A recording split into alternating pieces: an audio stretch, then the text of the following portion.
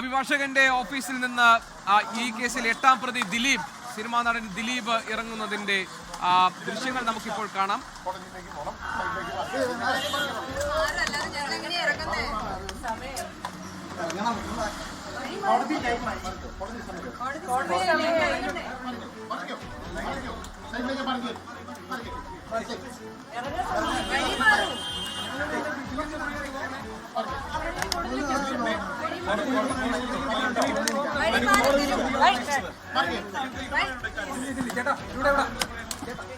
പക്ഷേ ഈ കേസിൽ 8ാം പ്രതി ദിലീപ് അഭിഭാഷകന്റെ ഓഫീസിൽ നിന്ന് പുറത്തിറങ്ങിയപ്പോഴും അദ്ദേഹത്തിന്റെ വസതിയിൽ നിന്ന് പുറത്തേക്ക് വന്നപ്പോഴും മാധ്യമപ്രവർത്തകരോട് പ്രതികരിക്കാൻ അദ്ദേഹം തയ്യാറായിട്ടില്ല. കോടതിയിലേക്ക് ഇറങ്ങാൻ നേരമായി എന്ന് അദ്ദേഹത്തോടൊപ്പം ഉണ്ടായിരുന്ന അഭിഭാഷകർ പറഞ്ഞു എന്നതല്ലാതെ ദിലീപ് ഈ കാര്യത്തിൽ ഒരു അക്ഷരം പോലും പ്രതികരിച്ചിട്ടില്ല. കോടതിയിലേക്ക് എത്തുന്നു. 10 പ്രതികളെയും ഇന്ന് കോടതിയിൽ കൊണ്ടുവരും, കോടതിയിൽ ഹാജരാക്കും.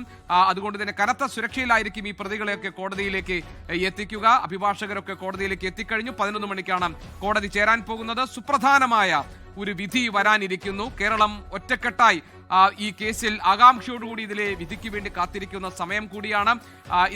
ഈ കേസിന് ഏറ്റവും ഉദ്വേഗജനകമാക്കിയത്, ആകാംക്ഷാഭരിതമായ ഒരു കേസാക്കി മാറ്റിയത്, അനന്യസാധാരണമായ ഒരു കേസായി ഇത് മാറ്റിയത്, സഹപ്രവർത്തകയെ ബലാത്സംഗം ചെയ്യാൻ കൊട്ടേഷൻ കൊടുത്തു, അതിൽ ഒരു ഗൂഢാലോചന നടന്നു, അതിന് പിന്നിൽ ഈ കേസിലെ 8ാം പ്രതിയായ ജനപ്രിയ താരമായിരുന്ന ദിലീപ് ഉണ്ടായിരുന്നു എന്ന വാർത്തയാണ് ഈ കേസിനെ അക്ഷരാർത്ഥത്തിൽ ഏറ്റവും സുപ്രധാനമായ ഒരു കേസായി ഇതിനെ മാറ്റിയത്.